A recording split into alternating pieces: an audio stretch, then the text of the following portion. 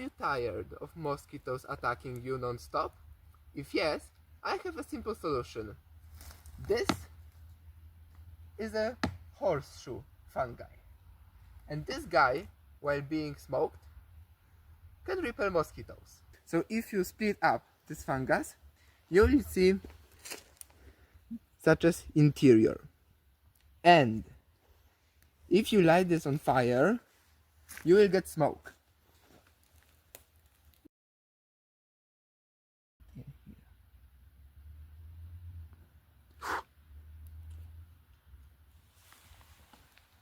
So as you can see, there is this little ember,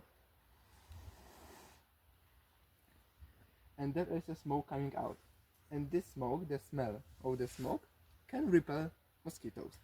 This guy has one more purpose. So this fungus can be used for transporting fire over distances. You simply need to light it on fire. So if you light it on fire, you will see this white surface. And if you take some birch bark, which is pretty good tinder, and put it in it and then blow,